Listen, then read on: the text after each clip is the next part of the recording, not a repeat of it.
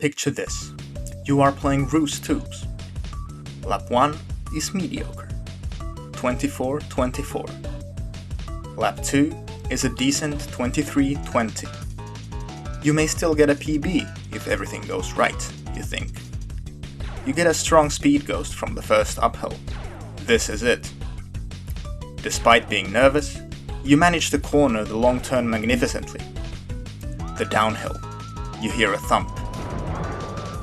The run is lost. You manage to finish the lap with a 22:51. A good lap, but not enough after the mediocre 2 first laps. You turn off the console and mumble to yourself, "Tutto culo."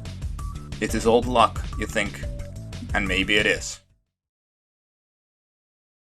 In dirt biking, landing a jump on your front wheel or both wheels equally is the smoothest possible ride when done properly into a downhill landing. It maintains the most momentum and it looks the most satisfying too. There are probably good reasons for why this is, but the way it feels is the key here. Having a balanced landing feels right.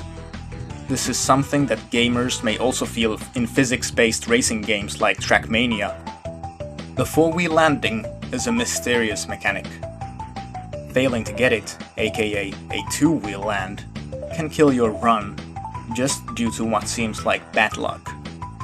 Much like tripping in Smash Bros Brawl, the mechanic feels like it is anti-skill based, and at least until we can understand what causes it, it mainly is something that makes CTR more luck reliant.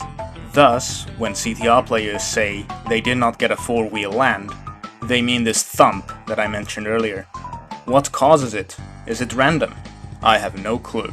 Neither does anyone else.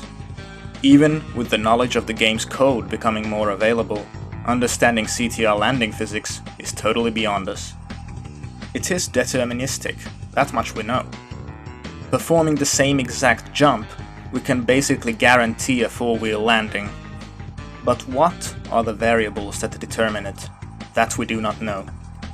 Based on my own experience, the way you turn before the jump, or during your jump, and the way you initially jump in the first place seem to be the largest variables. Additionally, while a 4-wheel landing can happen anywhere, it usually only matters when you are landing into a downhill. This is because a 4-wheel land appears to instantly accelerate you to the speed appropriate to that downhill, almost as the fall would melt into the ramp. This can mean gaining a massive speed ghost on downhills the size of 1 polygon. On the contrary, a back wheel or a 2-wheel landing means accelerating at normal rates from the speed you were at. No different to riding down the hill normally. In practice, this feels almost like crashing to the ground. Someone might say, "This makes sense since you are landing in a smoother way." But one should remember that CTR is not actually a physics engine-based racing game like Trackmania is. In CTR, your car cannot flip over. In CTR, you cannot drive upside down even if you have the speed for it in Sewer Speedway. In CTR, your car just sticks on anything that is labeled a drivable surface. And anything else, things like this happen. Thus, at the end of the day, 4-wheel landing should be seen as a mere nickname for a phenomenon that we cannot properly explain. And it is a great excuse you can cite when you fail to PB.